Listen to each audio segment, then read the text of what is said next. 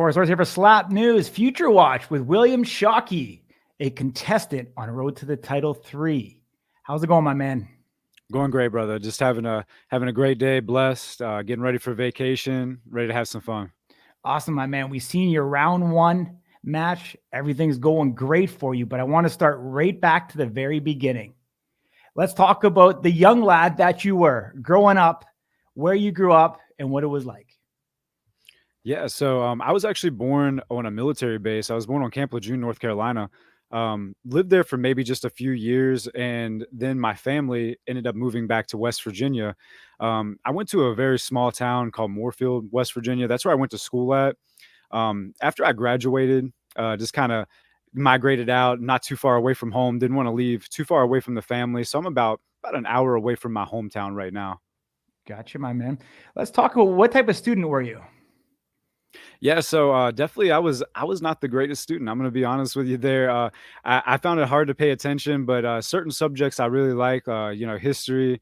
A few teachers really made impacts on my life as well. Some really great ones. So I can't say school was all bad, but I definitely struggled a little bit. The older I got, I was ready to get out of school. Gotcha. What about your athletic endeavors? Did you play sports? Did you get into wrestling and anything like that? No, so I played 1 year of football. Unfortunately, the last year of my high school was the first year that they adopted their wrestling program. So I didn't get to do any wrestling, but I did karate for most of my childhood for about, I want to say at least 5 or 6 years. Mhm. Continued through into my adulthood with that as well. Reconnected with my sensei that I had when I was a kid. I found him again when I was about in my early 20s.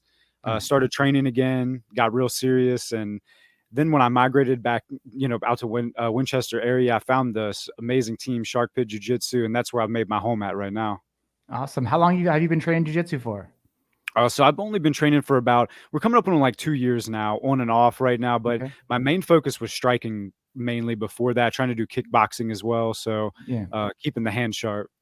Awesome, my man. I know you were born with a bit of a deformity.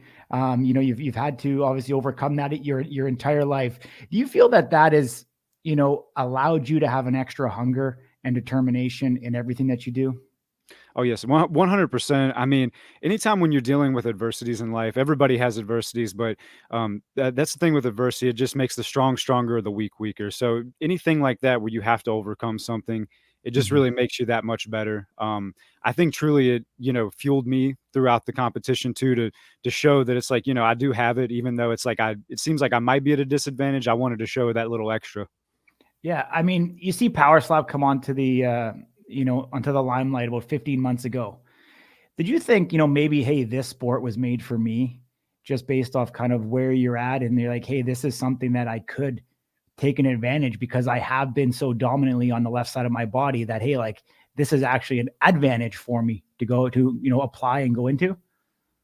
Yeah, for sure. So I was actually addicted after season two. When season Mhm. two dropped, after that, I was completely on it. I wanted in right after that, and I knew that given my kind of like my disability going on, and it was something that I had in my back of my mind. I was like, maybe this is something that they would want to check out. Maybe this is something that might pique their interest. And thankfully enough, I'm just so grateful and blessed that Erica hit me back up and got me on the show because I felt like that I was ready to make a splash anyway, but just given my background, my story and everything, I thought it was something that, might pique their interest for sure. 100%. So talk to me, what personalities on that second series really got you interested? Yeah, so the second series, I really to be honest with you, every single person on there really brought it and brought the energy. But if I remember the Battle of the Garrets was probably one of my favorite ones for sure. I'd have to say that one. And anything I'm trying to remember some really good ones, but the whole season itself, to be honest with you, was just a highlight reel. So it's hard for me to touch on my favorite one out of that, but that's what Mhm. really got me into it. Yeah. So like what gave you the confidence? Like what in your background made you believe that this was meant for you and that you wanted to apply? Yeah, so really just knowing that I had the ability to strike, I always had that in the back of my head that I'm like, I can put these guys out for sure. And knowing that I had the background, the striking background, I was coming into it pretty confident knowing that I could be pretty accurate as well, because I think that that's kind of more important than power sometimes, is just being accurate. So having that karate background, I came in very confident knowing I was going to be very accurate with my shots. Awesome. So you get the call from Erica. I'm sure there's an interview process. You probably did a Zoom call. You get the confirmation that they're going to fly you out to Las Vegas to take part in the reality show. What kind of emotion and feeling is going through you at that point? To be honest with you, I didn't know it was even real at first. I was like, yeah, I'm getting punked right now for sure. I was like, yeah. And then after I started, reaching back out to Erica, and we got, actually got the details, it didn't really sink in until I signed like the contract for the show, and I seen that my flight was booked, and I'm like, yeah, this is actually going to happen. So the motions going through at that point in time, I was overwhelmed, to be honest with you. I felt just like I was completely blessed. One of the best opportunities, especially for as many people as I know that tried to get on this show. Um, I felt just absolutely grateful. Awesome, man. So you get that confirmation, flight's booked. Was there any added pressure that you're like, okay, now I need to take this a lot more serious? I got to start doing slap specific training. Like, what changed at that moment that allowed you to prepare before you got to Vegas? Yeah, so I started preparing a good while before I went out to Vegas. When I first got the call, I started really honing in on my striking as far as slapping goes, really trying to keep my feet planted, working on that wind up and the delivery as well of the shot. So really going into the house, I knew that I was going to learn probably like tenfold what I was like trying to practice here at my home, just myself, even the coaches. And I think that really the most training that I did was kind of unconventional training. I did a lot of chopping wood, outdoor work, stuff like that to get ready for it, but also did jujitsu as well. So the preparation was kind of no different really than my everyday life. I was just staying ready, staying hungry. Awesome, man. So you get there to Las Vegas. You end up finding out you're not going directly into the house, but rather you've got to go in this lightweight tournament to kind of win your way in. Was there any discouragement there, or were you just happy and blessed to have this opportunity to be in Las Vegas and to be able to show off your skill set? No, 100%. I just felt blessed to be there. The fact that I had to earn my spot in the house made it, to be honest with you, when I got in, I felt even better about it because I earned my spot. Um, I don't think that there was a moment to where I felt discouraged about it, but I knew that at that point in time, I was like, okay, I'm really gonna have to show him something here to earn this spot. So, if anything, it fueled me. That for sure, definitely fueled me with that. Yeah, I know we touched on the final slap, but you get through round one at this particular point, didn't have to eat a shot. So you must be feeling really good about yourself at this point, going into a tournament style, 7 days later, getting ready for your second match. It really couldn't have gone any better for you for this first round, but you get that, impressive victory in front of Dana, Frag, Hunter, Erica. Like, I don't know. Was it the highlight of your life? Or was there anything like what would you compare it to? Yeah, so the only other thing that topped that was my children being born. But I mean, as far as like a personal achievement, that was definitely the highest personal achievement that I ever achieved in my life for sure. Because I remember telling them when I first got the call, when Erica first called me, and she was asking me, she was like, "Well, why do you think Dana's going to want to see you?" And I told her, I was like, "Well, that's the guy right there that I want to put a performance in front of." So I was like, "You put me in front of him, that's going to be the guy right there that I'm gonna really put it on for." Awesome, man. So you go to Las Vegas. Obviously, I'm sure your life has changed quite a bit now, even, mentally, maybe not physically yet, but, obviously, you get a nice paycheck, you come back home. I don't want you to give away what happens in the rest of the show, but how has your life changed since you got back to your life and your everyday family? How has it changed? Yeah, it's changed, a good bit actually. I've gotten a bunch of people been hitting me up for like sponsorships and stuff. I've had people reaching out to me.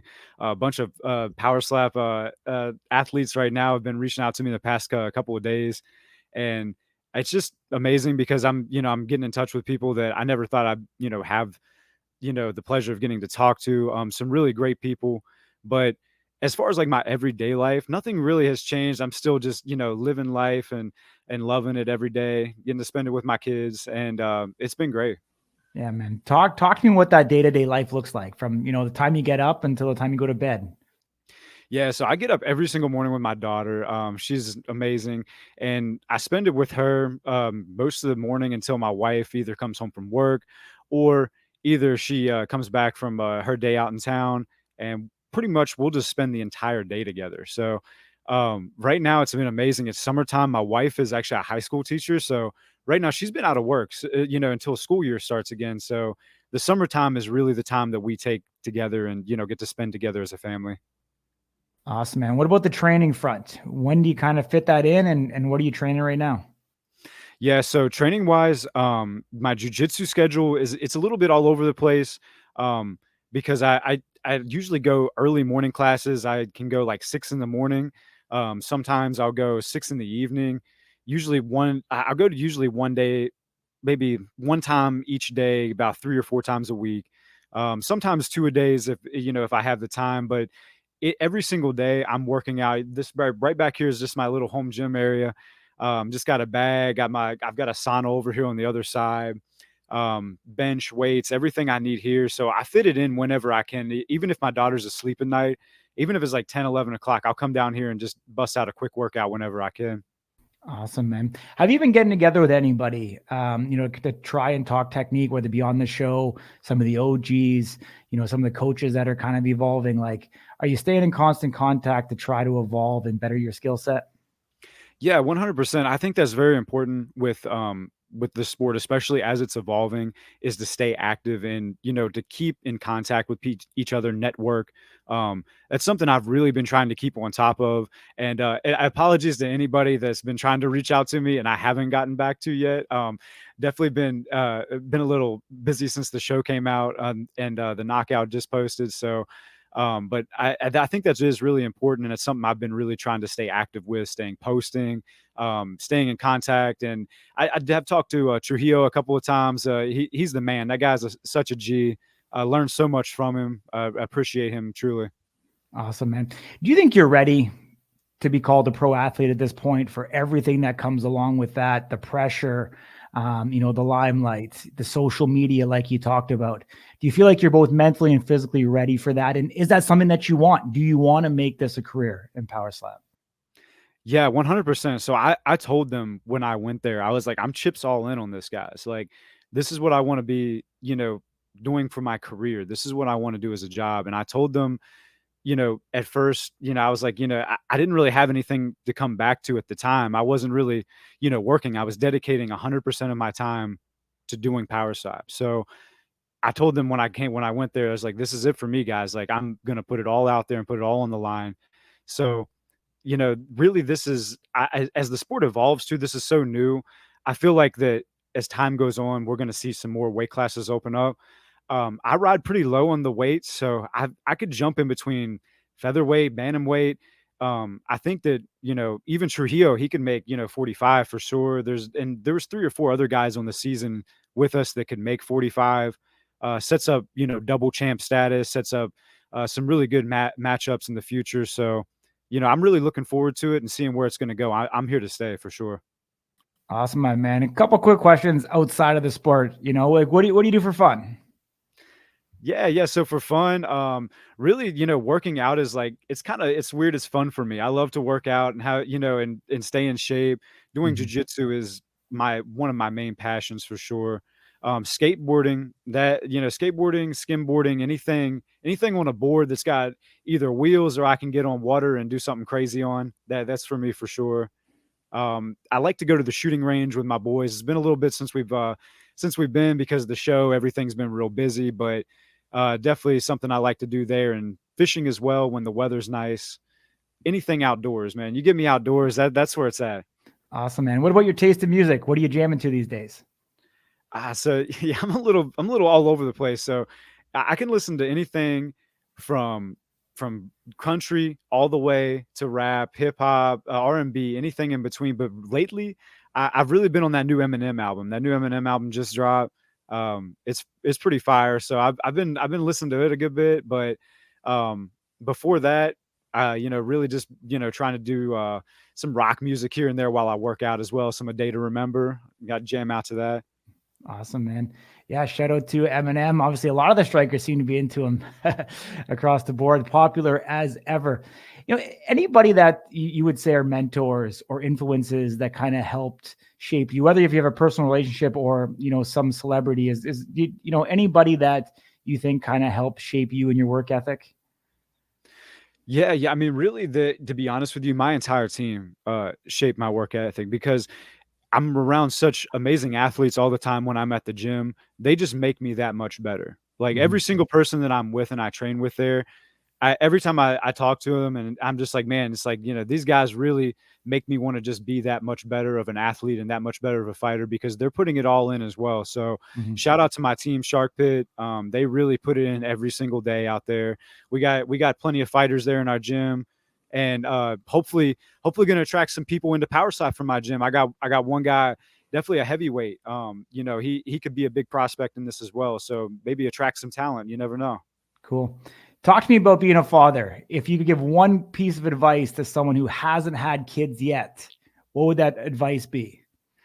Definitely be ready to be late for pretty much everything. Like if you're gonna make plans and you got kids, you're gonna be late probably for everything. But no, it's a complete joy being able to spend time with your kids because I mean life just it goes by just like that.